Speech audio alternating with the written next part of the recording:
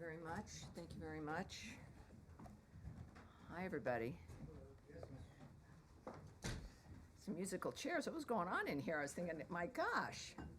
All right, though, this is good. Thank you all for being here. I appreciate it. I think it's beautiful outside. Who was outside recently? Yes. It was raining. The flowers think it's a beautiful day. All right, you guys. Yes, thank you very much. Yes, a couple of announcements here as we begin. Today, the State Department issued a security alert warning Americans against travel to Venezuela and bordering areas for any reason. Americans who travel to Venezuela or nearby border regions risk being wrongfully detained in prison for months or even years. I cannot emphasize enough the gravity of this warning. More U.S. nationals are currently wrongfully detained in Venezuela than in any other country. President Trump has obtained freedom for several Americans wrongfully detained in Venezuela since taking office, most recently last week, and we continue to do everything we can to secure the freedom of the remaining Americans wrongfully detained in Venezuela. We need to ensure that no additional Americans are falling into this trap. Our simple message for Americans: do not travel to Venezuela. The Secretary's highest priority is the safety and security of the American people. And thank you, everyone, especially everyone listening at home, for heeding this warning. Now, turning to Syria.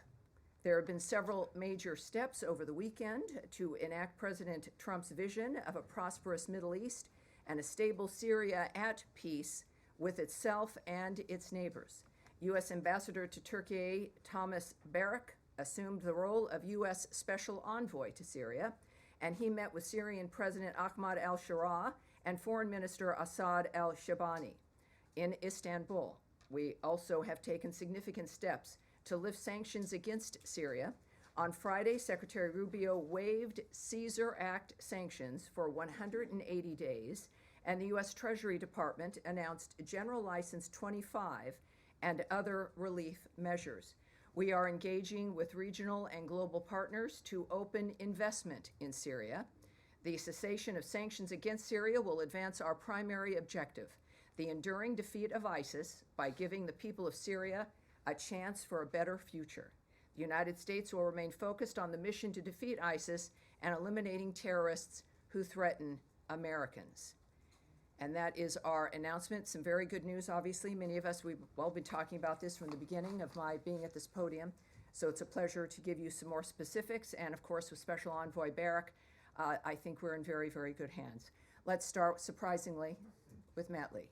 Thank you, Tammy. I want to ask about Gaza, but do you know off the top of your head, or is it written down someplace, how many Americans are currently designated as wrongfully detained in Venezuela? Yes, those are numbers that we will not share. That's a dynamic that we consider, of course, an important diplomatic dynamic as well as a national security dynamic. So no, I won't be giving you those numbers. All right. On Gaza, yes. What is the situation there, as you understand it, with the GHF and their first shipment or shipments? Yes. Well, last week we knew there were some numbers. We weren't able to give everybody some specific numbers, but I have some additional numbers for you as well. We have great news to report out of Gaza. I like being able to be asked about it, and we can talk about the numbers that are going in. The Gaza Humanitarian Foundation, under the humanitarian principles of independence and impartiality, has commenced providing life-saving aid to the people of Gaza who desperately need it. Approximately 8,000 food boxes have been distributed so far. Each box feeds 5.5 people for 3.5 days, totaling 462,000 meals. And so those are the kinds of numbers, I think, as we're looking at what's important in moving that kind of aid through the area. Right, but there was apparently some incidents today involving potentially shots being, or at least warning shots being fired, and hundreds. Well, yes, Hamas still has weapons. Hamas is in a situation here where all of this could have stopped, of course, if they had released the hostages and put down their weapons, but they refused to do so. They've also rejected ceasefires. So that's without confirming what might be gossip or single reports. The fact of the matter is, Hamas has been opposed to this dynamic. They have attempted to stop the aid movement through Gaza to these distribution centers. They have failed, but they certainly tried.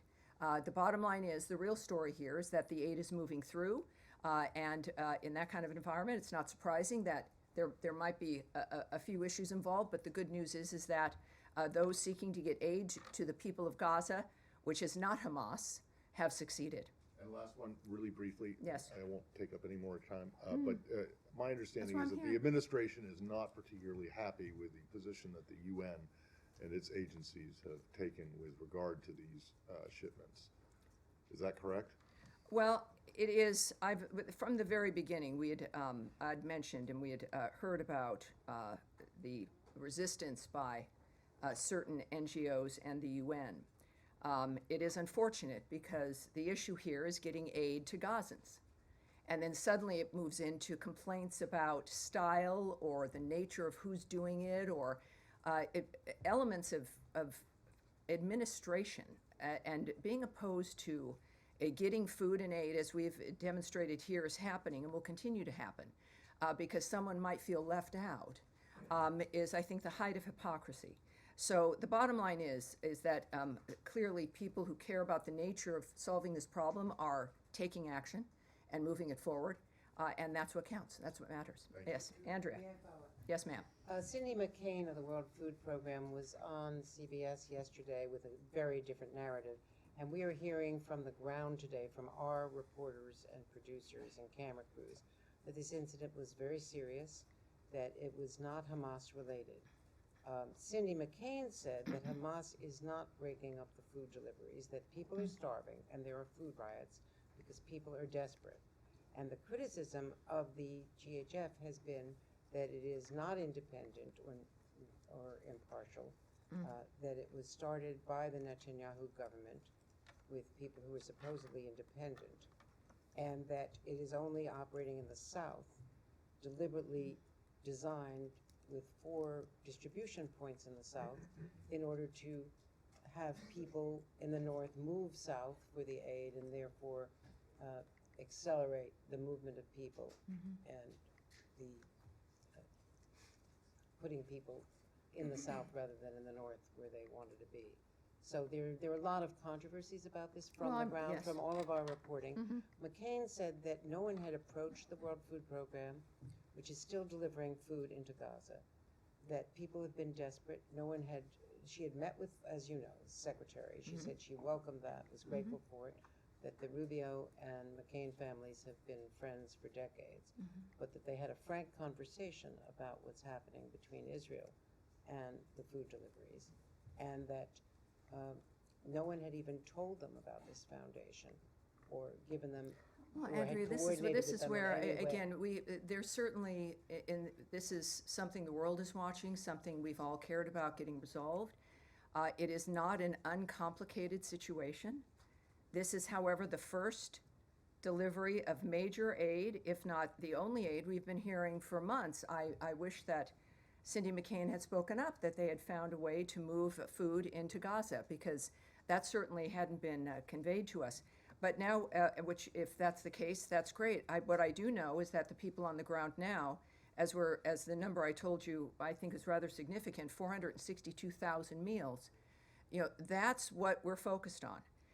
And that this is, and I'm not going to address either gossip or complaints or people who knew or weren't included or would do it a different way or who's shooting at whom. That Hamas, it's not Hamas. The real story here, the story is that aid and food is moving into Gaza at a massive scale at this point, when you're looking at 8,000 food boxes. Was this going to be like going to the mall or through a drive-through? No, it wasn't. This is a complicated environment, and the story is the fact that it's working. I find it difficult that there are people who would go on television shows to complain about a process that is working and moving food into the area. Tammy, Will one it fo- one improve follow-up, over please. time? Would anything that we do improve over time? Yes, in all likelihood. And I think anyone would welcome someone like Mrs. McCain or anyone else who has a method within which to contribute to this effort to be able to do so instead of going on television and complaining. Tammy, And that's one follow-up, please. the real story is that this is succeeding, and I think we should all at least have the courage to embrace that. But until now, there has been a blockade by Israel of the food. So no one has been able to get through Well, I those thought you just said, process. Cindy McCain said that she was able to do that, but I would also say that this process managed to overcome that dynamic, and the dynamic has changed. Whatever it was that was hindering the Israel nature of was aid to blocking the it. Gazan people has been overcome. It clearly needs to expand. I don't speak for this foundation, but clearly we've got to welcome any dynamic that allows getting aid and food into the region, which is happening right now, and that's the story. Nadia. Thank you, Tammy. Two questions. I understand this is the beginning of a process. For the time being, the delivery of food is at two places, which is Tal Sultan and the Murag crossing. Is this any guarantee that people who come from the north to receive this food, are they allowed to go back? Because that's the fear, that basically this is a way to move the population from the north to the south. And do you have any plan that they will expand it to go to other places Well, in it's the not, north? this is not a State Department effort. We don't have a plan. I can't answer that regarding the nature of how certain situations would be responded to. I'm not going to speculate or say what they should or should not do. The Gaza Humanitarian Foundation has an email. They should be reached out to, and that's what I'd recommend regarding plans to expand, plans to make assessments of what's worked and what hasn't at this point, and what changes they might make, and what the goal is. Clearly, the goal is to reach as many people as possible. And also Yes, that, sir. you know, Yeah. Go ahead, please. The Israeli Minister of Strategic Affairs is in town, according to Israeli media. Has there been any meeting between him and Secretary Rubio? And can you update us on the state of talks between Iran and the U.S.? Is there a new meeting planned ahead? Well, I will not discuss, as you might imagine, any meetings or conversations the Secretary's having that are not public or may not be happening. Regarding the latest rounds of talks regarding Iran, we can tell you that Senior Advisor and Special Envoy Steve Witkoff, of course, and Policy Planning Director Michael Anton participated in a fifth round of talks with Iran on Friday, May 23rd in Rome. The discussions were both direct and indirect and lasted over 2 hours. The talks continue to be constructive. That's not something that we've been able to say that in these particular talks, which is beneficial, and in this case they were constructive as well, and we made further progress. Both sides have agreed to meet again in the near future, and we are grateful to, once again, our Omani partners for their continued facilitation of the process. All right? Yes, dear. Just to follow up on the Gaza Humanitarian Foundation, because Sure. I think you talked about independence and neutrality that was involved in this new foundation, but I mean, quite clearly that's not the case. I mean, the IDF itself has said this has been done in coordination with it and the foundation, so it's clearly being done, and the security of it is carried out by, on the perimeter, Israeli forces and then American security contractors. The problem with that, and what all the experts in the United Nations say, is that you therefore have a situation where the aid is provided by an organisation that seems to be a party to the conflict, and that's what the UN has always avoided, because you potentially made the recipients targets, and we're seeing that already, potentially, in that this has become a very militarised form of aid. So I'm just interested in why you describe this as independent and neutral when it clearly doesn't appear to be so. Well, again, I don't speak for this foundation. What I can tell you is the description of the nature of what they're accomplishing, which is getting food and aid into that region. I'll say that just one more time. There are some disagreements about how that's being handled, how that's being implemented. But I think that most of us would agree that this is good news, that it, in any other mechanism, under any other expectation, was not able to accomplish this. So it's It's just that there was another mechanism that was able to accomplish this and more. Which well, you was know, the when United we Nations, have, which was- you're right, we did have a really good mechanism. It was called a ceasefire, which Hamas broke. And it is a ceasefire and a plan that had been operating and offered, which they continually refused to accept, continued to hold hostages, as they still continue to not just hold hostages, but the bodies of the people that they've murdered. And they've refused to do the one thing that could stop this in a moment. They've refused. So we did. We had, it was a ceasefire, and Special Envoy Witkoff, very successful, and Hamas decided, well, that was just too much of that. So the real story here is that there's food aid going in. There will be people, of course, who will look at some of the details and not like it. But then I think it shows us the priorities of certain individuals when it comes to, at first it was, let's get these people fed, and now it's seems to be something else in the meantime. Yes, sir, go ahead. Thank you, Tammy. Yes. Wait, no, sir. Oh, I'm sorry. I don't know who's speaking, but go ahead. Thank you, Tammy. Last week I asked you a question about the deals signed between the Kurdistan region government and two U.S. firms. You know what? We last- need to turn his microphone up, and you've got to keep your head up. I'll repeat the question. Keep your head up. Last week I asked you a question about the recent deals signed between the Kurdistan region government and two U.S. firms, the nature deals. And you encouraged Baghdad to work with Erbil to resolve the issues. But this week, the Iraqi oil ministry has filed lawsuits against the two deals with the American know. firms. So any reaction to that and how this impacts the U.S. firms' incentive to invest in the region? And I have another question regarding Yes. Last week we discussed some of the difficulties here, but as I said last week, worth repeating today with this new news, is that the United States supports economic deals that benefit all Iraqis, including the two announced last week. We encourage Baghdad and Erbil to work together to expand domestic gas production as soon as possible. These types of economic partnerships will benefit both the American and Iraqi peoples and help Iraq move toward energy independence. U.S. oil companies have invested billions of dollars in the Iraqi Kurdistan region's oil sector. We hope to see additional investment from U.S. oil companies throughout Iraq.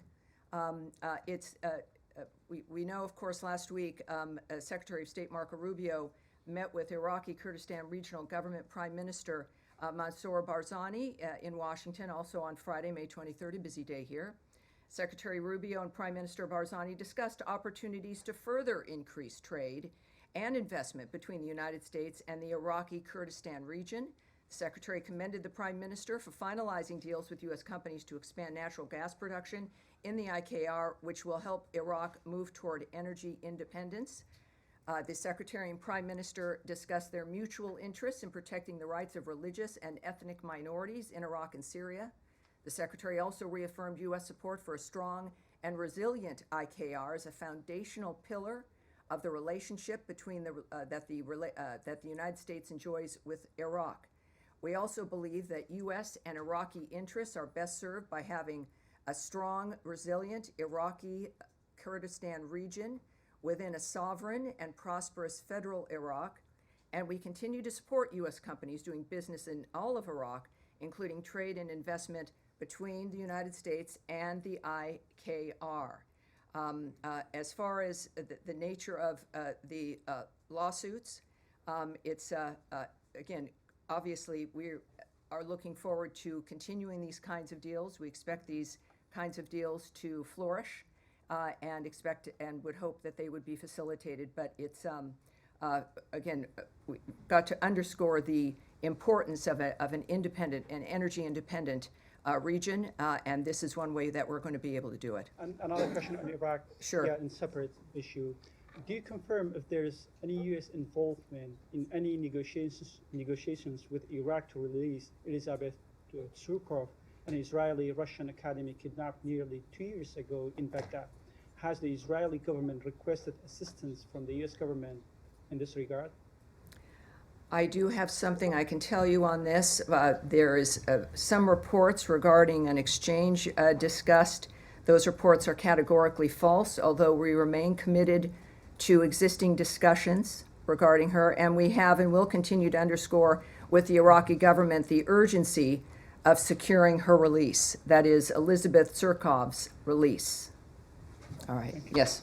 Two questions. Today in Turkey, Foreign Minister Lavrov suggested there was some sort of prisoner exchange deal between Presidents Putin and Trump. Is there any light you can shed onto No, that? there's nothing. I have nothing to report to you about that. Not at all. Separately, there's reporting that the administration may require all foreign students to undergo social media vetting and that embassies and consulates are pausing interviews for new student visas, according to a cable from Secretary Rubio. Is that accurate, and do you have any other information? Well, if you're discussing that, that's something that has not been discussed publicly. It would have to be leaked material if it exists. What I can remind everyone of, which we've discussed for months here, is that we use every tool in our tool chest to vet anyone coming in who wants to come into this country. And in order to do so, it has to apply for a visa to gain access to our nation. So every sovereign country has a right to know who's trying to come in, why they want to come in, who they are, what they've been doing, and at least hopefully within that framework, determine what they will be doing while they're here. So that's nothing new, and we will continue to use every tool we can to assess who it is that's coming here, whether they are students or otherwise. All right, yes, go ahead. Can I switch to Russia, Tammy? After the Istanbul talks, Secretary Rubio said he didn't believe they were a waste of time because the Russians were going to be putting forward this proposal for potential ceasefire and end to the war. The Russians still have not given the U.S. that proposal, so do you still believe that this wasn't a waste of time? And when is the U.S. going to actually levy these sanctions that have been warned about and perhaps walk away from negotiations? Well, you've seen, I'm sure, President Trump's tweets. Yes. He is the one who recently spoke directly to President Putin and is the one whose vision of diplomacy, of getting these wars to stop across the globe, but certainly that one can be arranged. He's been very optimistic, he has. And as we've seen over the last few days, including this morning, the president has been very blunt about his opinion about President Putin. What I can say is that also, by the way, which has generated, I think, the president's ire and all of our extreme concern, are the attacks resulting in civilian casualties in Ukraine. The president has said many times this has to stop. We are monitoring reports that this weekend's airstrikes by Russia constituted the largest aerial assault on Ukraine since the start of the war. Obviously, our thoughts, prayers, and awareness sits with the victims and their families. We are calling for restraint and urge all parties to avoid further escalation. We continue to support direct talks between Russia and Ukraine. The president supports any mechanism that leads to a just, durable, and lasting peace. Any mechanism. There is no military solution to the Russia-Ukraine conflict, and a diplomatic solution is necessary. I will, for those who did not see the president's statement indicating the extremity of his concern from last night, just as the top, I've always had a very good relationship with Vladimir Putin of Russia, but something has happened to him. He is needlessly killing a lot of people, and I'm not just talking about soldiers.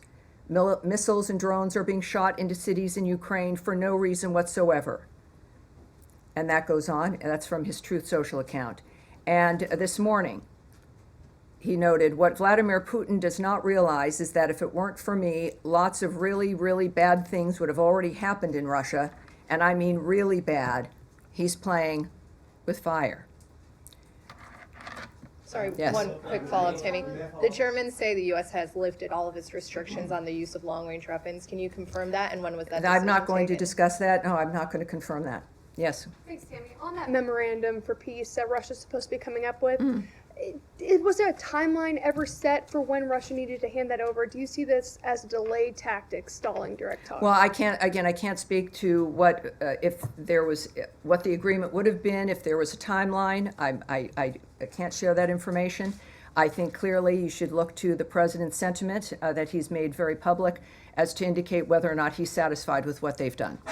Yes, sir, in the back. Let me follow up on that question. Get your reaction to Russia's response to the president's tweets, calling it quote unquote emotional. Yes, well, I'm not going to speak about the president's emotions, but I think one reason why he was elected with a mandate last year is that we can all relate to him. He's transparent. He's doing something he cares passionately about.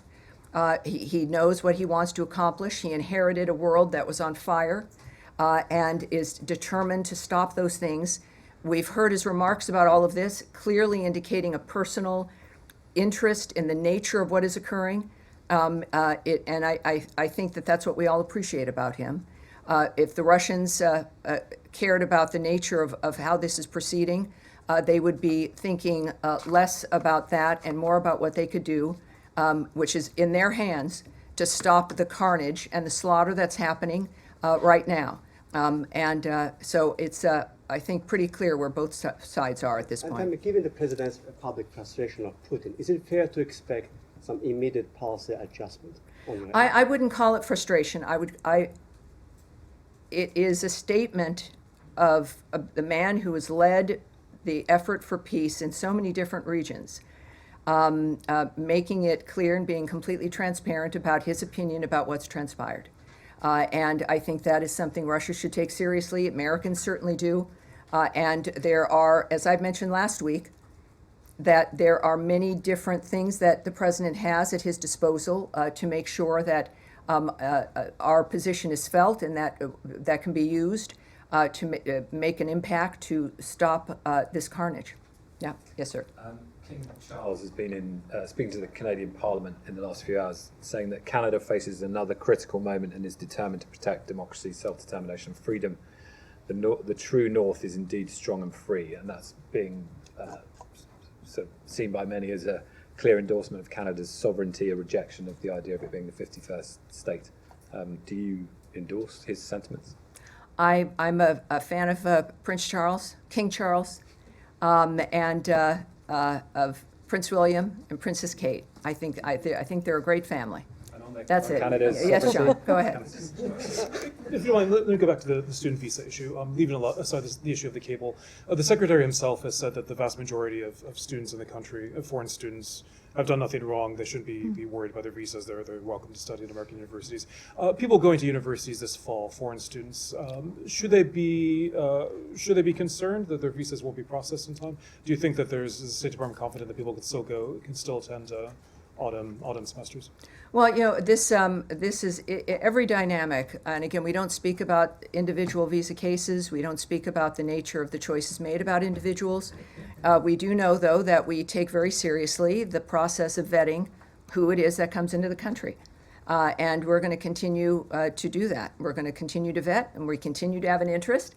And again, whether they be student or if you're a tourist who needs a visa or whoever you are, we're going to be looking at you. I think why that it seems to be such a controversial thing that's going on, but it shouldn't be. And every nation should take seriously and does who's coming in. So if you're going to be applying for a visa, follow the normal process, the normal steps, expect to be looked at, and we go on from there. And processing delays, do you expect students applying now to Again, encounter I problems? can't speak to their individual experiences, but of course, it seems like the nature of the reaction to this is that, but I can't, we've always vetted people trying to come in. We've always looked at visas seriously. It's why we have a visa, so that you can stop and look at someone.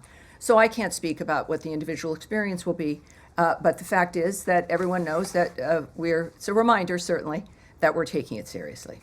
Yes, go ahead, certainly. And you just said it, there is a vetting process for anybody who's coming in the country, but what is different now? Is there a new criteria, a new mechanism? What's different? Well, yes, we in addition to not discussing, for privacy reasons and a whole host of other reasons, discussing individual visa processes with an individual, but we also don't talk about the methods. We're not going to lay out here with the media the nature of the steps that are taken, the methods that we use. That would seem to be a little bit counterproductive, perhaps. But it is a goal, as stated by the President and Secretary Rubio, to make sure that people who are here and understand what the law is, that they don't have any criminal intent, that they are going to be contributors to the experience here, however short or long their stay is. And so the details of which I won't reveal, but it's one that will hopefully achieve our understanding of who deserves to visit this country and who does not. And just on Gaza, if I may. Of course. There were, to say it mildly, there were some challenges today delivering the aid parcels to Gaza. Do you, if there are more challenges of this sort, or if these challenges intensify, what do you expect? Is there a plan B? Does it stop? You Does it? contact the Gaza Humanitarian Foundation. I know it can be, it's difficult in that this is something that we've all hoped for and have wanted to help see succeed. But the fact is, this is not a State Department project or effort. So we're not in a position to make that declaration and even really speculating. The people who've done this clearly want to do it. They want it to succeed. And I think addressing this with them might be very useful. Yes, Saeed. Thank you. Thank you very much. Just how can one contact the Gaza Humanitarian Foundation? This seems to be the gripe. I don't of the think United anyone would Nations. appreciate it if I gave out an email right here No. from the podium. I think there's a thing called the internet, Okay. and you can type them in, and you will get an email address. Okay. There's a lot of you, I think most of your reporters, I think a number of you understand research and the typing in of the interweb tubes, which will give you that information, sir. Okay, just a quick follow-up Yes. on 2 points. Now, the gripe of the United Nations is that not knowing who this organization is and who stands behind it, who's going to finance it, and so on. They also say that there are very sparse or a couple of entry points and so on. They need more entry points. Yes, They need more- everyone has an opinion. Right. I They understand want to that. get- What I do right. know, too, is for the first time ever, Saeed, with your very well-founded concern, I can tell you that over almost 500,000 meals have been delivered into that region. I am pleased to be able to say that to you without dealing with someone or an entity or a group that isn't entirely happy because it's not absolutely perfect or because they would have done it differently. But we finally have that happening. Yes, sir, in the back, right there with I don't know, with the great hair. You've got great hair, but no, yes, sir. You're pointing. You're doing this. I don't have gray hair. No, I'm not. Yes, that's why I'm not pointing. I think you probably do. You, sir. Yes, All right. All right. I have no hair. Well, there you Is go. it me? Okay. Just can you confirm? If, No, not. I'm saying not you. The man with the A lot of gray people hair. with gray hair. Not you, sir. Speak up. I can make Take it. it from you. Thank you. Sorry. That's all right. If you wait, they run right by you. Right, yes. All right. What's your name, sir? What outlet? News. All right. Thank you. Welcome aboard. Thank you very much. As you said just earlier today, the world has been shocked by what's happened in Gaza over the past few days. The silhouette of a little girl. Well, I said it's been obviously it's been shocked over generations about what's Sure. been happening Absolutely, in Gaza, absolutely. and that Hamas certainly has refused to stop that violence. But go ahead. But just in the past few days, we've seen the silhouette of a little girl trying to flee burning classrooms surrounding her, killing people around her. We've seen thousands of Palestinians starved by Israel's blockade, herded between fences as they try to get fed today. A doctor who saw 9 of her children killed by Israeli bombs.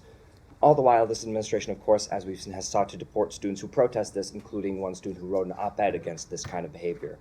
The administration came in telling Americans it would be more pro-peace, more anti-war than This the is previous. beginning to sound like a soliloquy, sir. Do you have than a the question, previous- than the please? Do you previous have a question, administration. please? I'm curious. Yes, that's a how- very serious issue, and everyone Yes. has your question. Yes. I So please wonder, ask it. I wonder how you see this administration being more pro-peace or more anti-war than the previous administration, given these kinds of horrors that Americans are witnessing.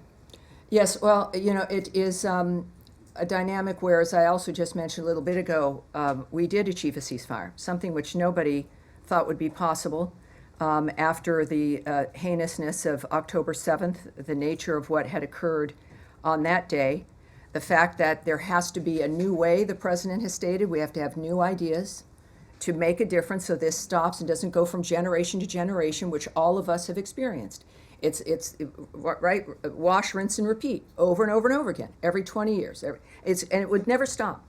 I think that what we've got here is after, I don't know, what has it been, 3 months, a bit over 100 days of President Trump, managing to get, I think, every warring party, every hostile party against other people on this planet to a table to stop.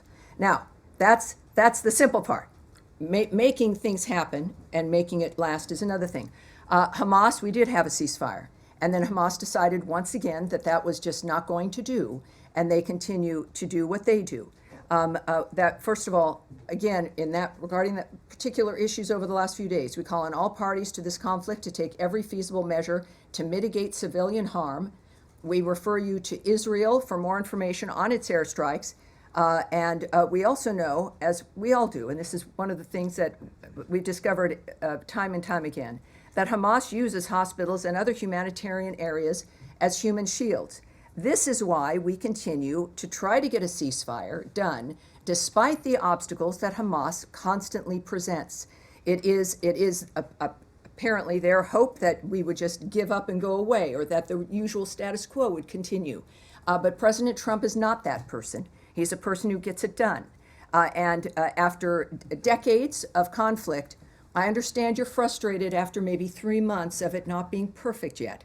But that is what we are going for. We will continue to work for this. It is President Trump's commitment. Yes, Eric, please. Eric, go ahead, please. Thank you, Tammy, for the question. I wanted to ask you, the end of last week, we reported, and you began... And you're Bloomberg, for those watching who don't know. Go ahead. You began the conversation today, or excuse me, the briefing today, with a reference to Venezuela and to the challenges faced yes. by Americans in Venezuela, the repression of the Venezuelan regime. Correct. The license for Chevron to produce oil in Venezuela expired yesterday. Our reporting is that there's a very narrow license for basic maintenance to make sure that equipment that's in the country doesn't become completely unusable, so that one day if there's a change of government, it might be possible to drill and produce again. This is a license that would have to come from the administration. Do you have anything on that as far as whether it's been granted? I can't speak to that at all, but what I can say is actually your timeline on the Chevron license is wrong. It's tonight at 11:59. Gotcha. So this is the last hurrah here that will expire at 11:59 this evening. Okay. What we can say, of course, also is that, just to be very specific, beyond the warning, of course, to Americans, is that we will not allow any money to move to the Maduro regime that assists their regime. We are, of course, very conscious of the dynamic regarding, as we discussed earlier, as you noted, those who are held wrongfully in Venezuela. But we also are going to make sure that, as the Secretary made clear last week, that this license expires. That, of course, is going to be felt. And we also know that the instructions, the President's instructions to Secretary Rubio, that he took steps, of course, to terminate all Biden-era oil and gas licenses that benefited Maduro's regime and lined the pockets of his cronies. We are going to continue to deny any funding of the Maduro regime that it uses to oppress the Venezuelan people. So I hope that answers both of those questions. Yes, sir. Thank you.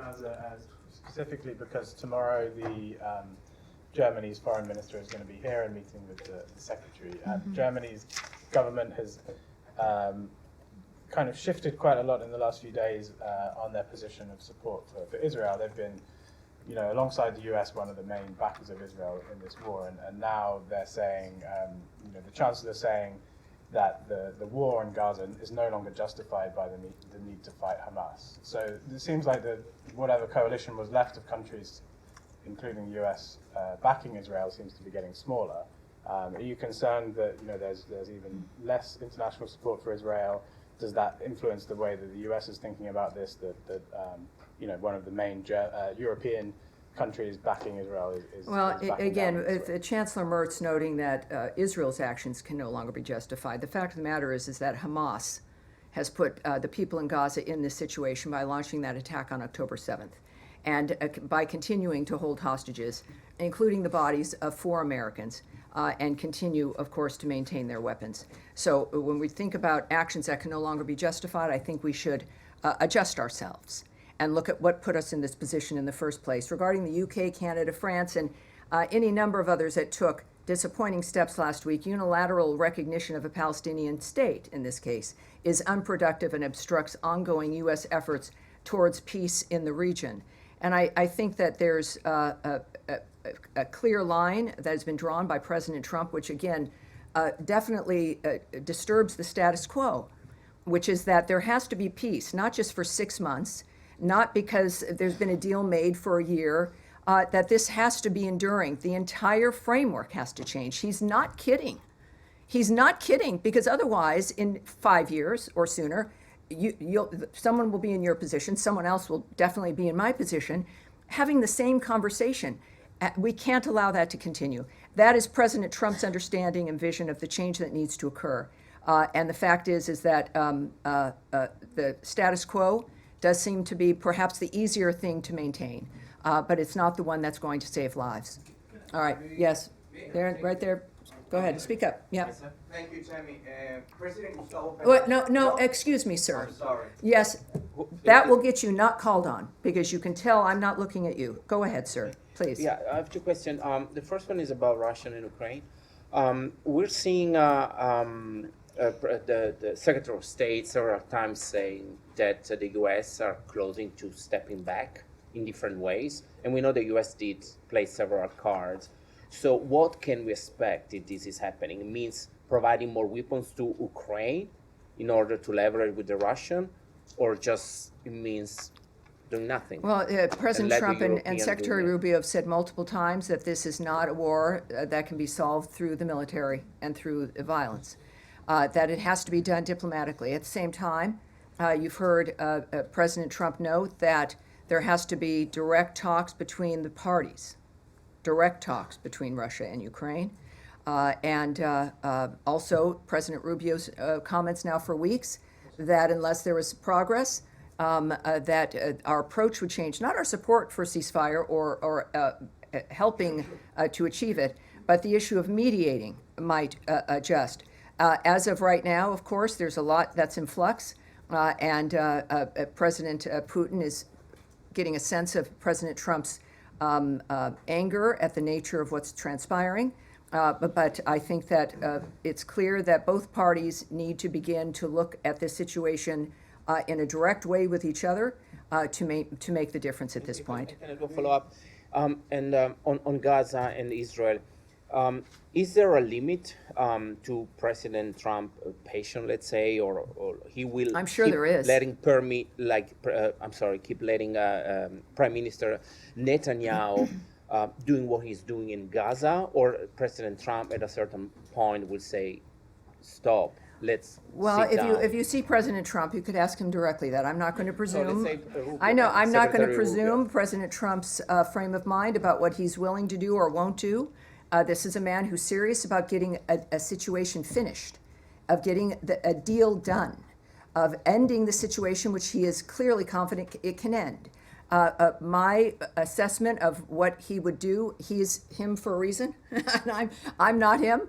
The last thing I think any of us want to do is second guess the president, certainly in this case, President Trump.